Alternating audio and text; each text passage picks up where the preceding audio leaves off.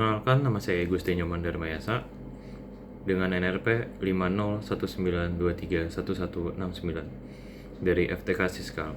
Pada kesempatan kali ini, saya akan mereview materi LKMM Pratd yang dilaksanakan pada tanggal 16 dan 17 Maret tahun 2024 serta tanggal 23 Maret dan 24 Maret tahun 2024.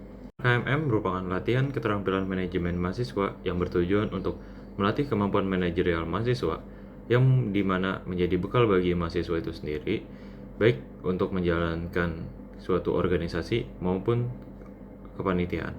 Sejarah daripada LKMM itu sendiri, yang dimana dimulai dari tahun 1985 yang disebut dengan LKMM Jenjang 1. Lalu pada tahun 1990 menjadi LKMM Jenjang Menengah. Selanjutnya pada tahun 1999 LKMM Jenjang Lanjut yang melalui debat DPR, yang dimana disetujui juga oleh DPR. Dan pada tahun 2022 LKMM mulai aktif dan terkoordinasi di seluruh universitas dan institut di Indonesia. Selanjutnya ada pun jenjang daripada LKMM yang terbagi menjadi 4, yaitu yang pertama ada tingkat pradasar atau yang bisa disebut TD, itu pelaksanaannya di bawah fakultas.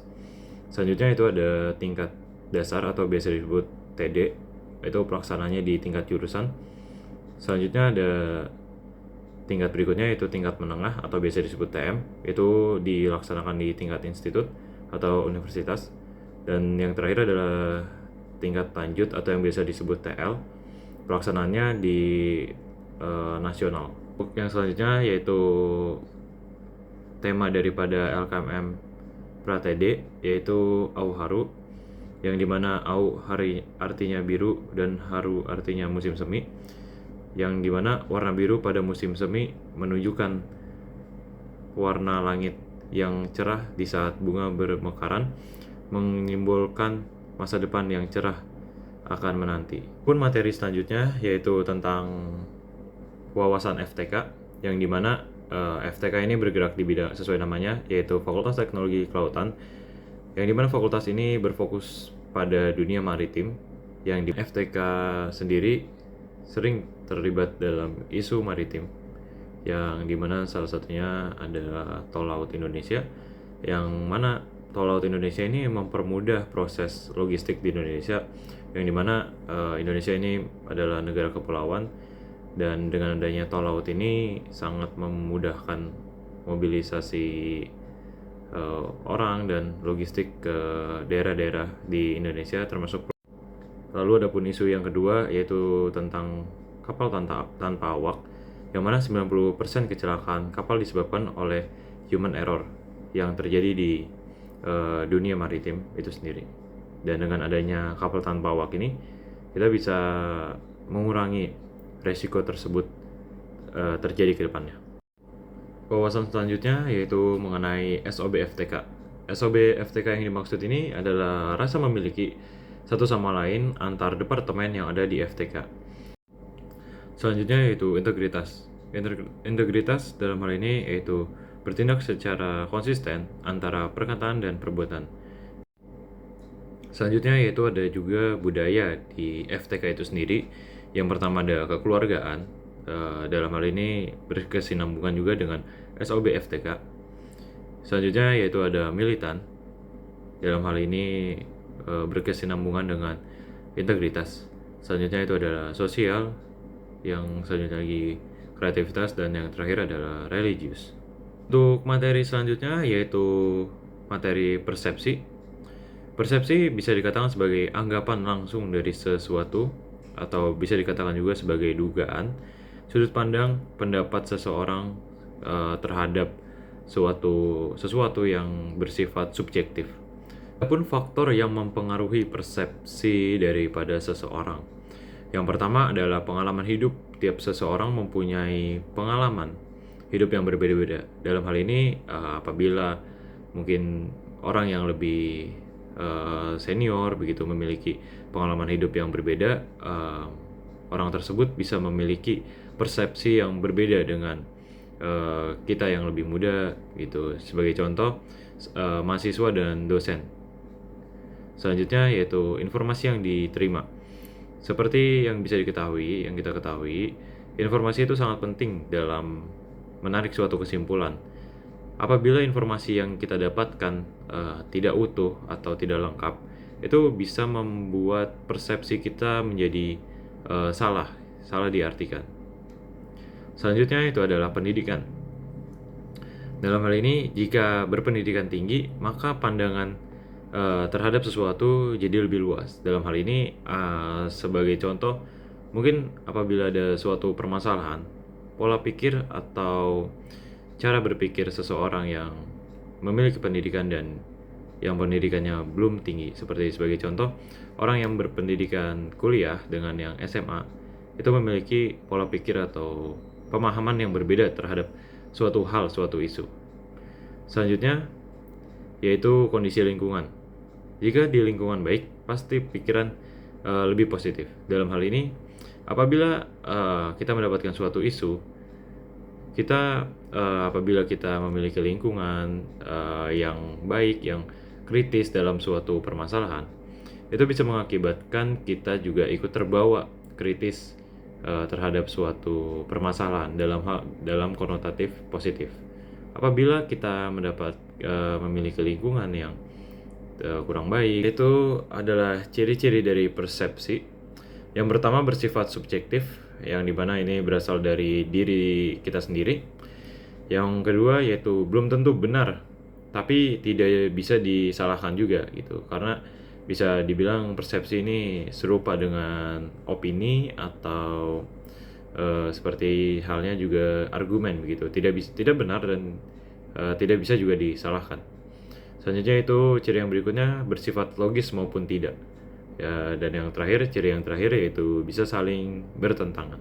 Selanjutnya materi yang berikutnya yaitu kesalahan berpikir. Berpikir dapat diartikan sebagai proses aktifnya otak dalam mengolah informasi yang diterima menggunakan akal budi untuk mempertimbangkan dan memutuskan sesuatu hal. Selanjutnya yaitu mengenai alur daripada kesalahan berpikir. Ini masih berkaitan dengan materi sebelumnya tentang persepsi. Yang pertama yaitu pengenalan persepsinya. Lalu yang kedua informasi dasar. Yang ketiga yaitu menghubungkan informasi yang kita dapat. Ada beberapa informasi lalu kita hubungkan. Lalu yang keempat, yang terakhir adalah menarik kesimpulan berdasarkan informasi-informasi yang ada. Selanjutnya lalu apa itu kesalahan berpikir? Kesalahan berpikir bisa dikatakan juga sebagai perbedaan proses penarikan kesimpulan dari suatu kejadian atau peristiwa atau suatu permasalahan. Adapun penyebab daripada kesalahan berpikir itu sendiri, yang pertama ada kesalahan dari informasi yang digunakan, atau dalam proses berpikir tidak hanya menggunakan satu informasi saja. Jadi itu penyebab yang kedua adalah kesalahan dalam mengolah informasi itu sendiri. Jadi setelah kita mendapatkan informasi, kita mendapatkan beberapa informasi, nah tetapi kita salah dalam mengolah informasi tersebut. Adapun faktor yang mempengaruhi daripada kesalahan berpikir itu sendiri, yang pertama adalah emosi. Nah, jadi ketika kita mendapatkan suatu informasi dan kita terpancing emosi, kita bisa saja salah berpikir atau salah menduga-duga begitu terhadap informasi tersebut yang seharusnya sebenarnya positif, tapi karena kita lagi emosi, informasi tersebut berubah menjadi negatif di mata kita secara subjektif.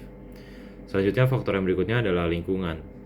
Ketika mendapatkan informasi, kita tidak emosi, tetapi lingkungan kita bisa dibilang dalam tanda kutip memprovokasi kita untuk berpikir kesalahan berpikir gitu, berpikir negatif. Lalu faktor yang berikutnya yaitu situasi sosial, yang dimana kondisi situasi sosial itu juga mempengaruhi daripada kesalahan berpikir. Lalu yang keempat itu ada pendidikan, dan yang terakhir yaitu adalah ekonomi. Selanjutnya ada pun jenis-jenis daripada kesalahan berpikir itu sendiri. Yang pertama adalah kegagalan menangkap penafsiran lain. Yang kedua adalah over generalisasi, atau dalam hal ini biasanya adalah dari individu ke suatu kelompok. Yang ketiga adalah stereotyping, yaitu dari kelompok ke individu, adalah kegagalan dalam menyingkirkan emosi. Yang kelima adalah kegagalan dalam penalaran atau logika. Adapun cara untuk mengatasi daripada kesalahan berpikir itu sendiri adalah yang pertama yang kita lakukan adalah konsentrasi atau lebih fokus pada informasi yang ada gitu, bagaimana kita mengolah informasi yang kita dapat dari beberapa informasi, kita mengolah lalu kita bisa menarik kesimpulan itu sendiri. Lalu yang kedua adalah memperhatikan sumber informasi. Jadi setelah kita mendapatkan suatu informasi, kita mendapatkan beberapa informasi, kita harus cross check kembali apakah informasi tersebut valid atau tidak, apakah informasi tersebut hanyalah sebatas opini dari seseorang atau informasi tersebut kita dapatkan dari sumber yang terpercaya dan kredibel. Selanjutnya adalah materi yang berikutnya, mendengarkan aktif. Dalam hal ini, mendengar adalah bisa kita artikan sebagai dapat menangkap suatu bunyi dengan telinga. Adapun prinsip-prinsip yang bisa digunakan dalam mendengar aktif yaitu hadir dengan pikiran terbuka, lalu mengamati maksud dan pembicaraan. Lalu yang berikutnya adalah membedakan fakta dan opini. Dari narasumber itu kita saring kembali mana yang opini, mana yang fakta. Lalu yang terakhir adalah prinsip yang terakhir adalah menghindari bias dan prasangka dalam mendengar aktif. Selanjutnya ada pun faktor yang mempengaruhi daripada mendengar aktif. Yang pertama bisa hambatan mental, dalam hal ini kecepatan berpikir, kerja berat, dan sebagainya. Lalu selanjutnya adalah keterbatasan wawasan dan pengetahuan dari kita yang tidak luas. Lalu ada pun manfaat daripada mendengar aktif itu sendiri. Yang pertama adalah membantu menyelesaikan suatu permasalahan. Dari kita bisa mendengarkan aktif, artinya kita bisa menerima informasi yang ada dan kita bisa menarik suatu kesimpulan yang ada. Dan selanjutnya adalah membantu mengenal watak seseorang itu. Jadi dari kita mendengarkan aktif, kita bisa melihat secara langsung seperti apa sih watak seseorang dari mereka berbicara, cara mereka berbicara begitu. Lalu yang berikutnya adalah bisa membina dan meningkatkan hubungan antara individu. Dengan bisa mendengarkan aktif, otomatis orang tersebut merasa nyaman untuk berbicara, untuk mengobrol, untuk berdiskusi mengenai suatu permasalahan atau suatu isu. Lalu yang terakhir adalah bisa mendapat dan memberikan informasi yang kita bisa terima melalui mendengarkan aktif seperti itu. Adapun alur dari mendengar aktif yaitu hearing, understanding, remembering, interpreting, evaluating, responding. Nah, selanjutnya yaitu adalah hal yang penting dalam mendengar aktif, yaitu integritas, simpati, dan selanjutnya yaitu berbicara aktif, yaitu kemampuan menyampaikan secara jelas dan sistematis dan lugas dalam menjelaskan suatu hal. Selanjutnya adalah hal yang harus dimiliki dan diperhatikan. Yang pertama, tujuan daripada pembicaraan, yaitu hal yang harus dimiliki dan diperhatikan. Yang pertama adalah tujuan pembicaraan. Kita harus mengetahui apa tujuan dari pembicaraan yang kita lakukan. Yang kedua adalah topik yang dibicarakan. Kita juga harus menguasai topik yang dibicarakan agar pendengar juga bisa menangkap apa yang kita inginkan dengan baik. Yang selanjutnya yaitu adalah harus ada pendengar atau audiens yang mendengarkan apa yang kita bicarakan. Selanjutnya yaitu adalah penghubung. Lalu berikutnya adalah teknik berbicara. Dalam hal ini adalah bahasa tubuh seperti gerakan tangan. Lalu selanjutnya ada mimik wajah, suara atau intonasi begitu. Dan selanjutnya itu adalah batas waktu. Kita harus memiliki batasan daripada waktu yang kita miliki untuk berbicara kepada seseorang. Lalu yang berikutnya yaitu menerima dan menanggapi argumen dari audiens atau pendengar. Selanjutnya yaitu kiat-kiat daripada berbicara efektif. Yang pertama adalah mengusahakan agar pesan yang kita kirim mudah dipahami. Jadi menggunakan bahasa dan bahasa yang mudah digunakan dan mudah dipahami. Lalu yang berikutnya adalah pengirim pesan harus dipercaya oleh penerima. Jadi apakah si pembicara itu adalah orang yang kredibel kah atau tidak, dan seterusnya. Lalu berikutnya adalah menggunakan pesan nonverbal sesuai dengan pesan verbalnya. Lalu yang berikutnya adalah mengulangi pesan seperlunya. Jadi seperti setelah menyelesaikan penyampaian materi, di akhir kita menyimpulkan apa sih yang kita sampaikan tentang materi tersebut, begitu. Lalu yang terakhir adalah berusaha mendapatkan feedback tentang pesan yang ditangkap penerima. Lalu berikutnya dalam mengungkapkan pesan menggunakan cara, yaitu ada beberapa cara, yaitu menggunakan perasaan. Sebagai contoh, kita senang, sedih, dan bingung. Sebagai contoh, kita juga bisa menggunakan mimik wajah. Lalu berikutnya adalah menyebutkan bentuk tindakan yang disebabkan perasaan. Lalu berikutnya adalah menggunakan kiasan atau analogi. Lalu selanjutnya ada pun tips untuk berbicara di depan umum gitu ya. Yang pertama adalah menyusun pikiran sebelum berbicara. Jadi kita mempersiapkan diri, kita apa yang ingin kita bicarakan dan apa yang akan kita sampaikan sebelum kita memulai bicara. Lalu berikutnya memperhatikan kondisi lawan bicara.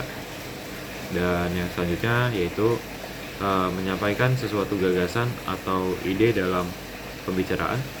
Lalu berikutnya adalah merumuskan pernyataan secara singkat dan memuat cukup informasi sehingga mudah dipahami.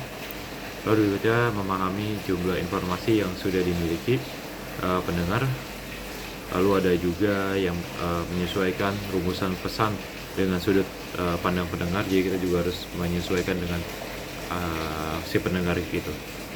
Lalu berikutnya adalah kritis dalam memahami argumen yang membangun. Berikutnya lagi menyiapkan mental yang kuat dalam penyampaian suatu materi.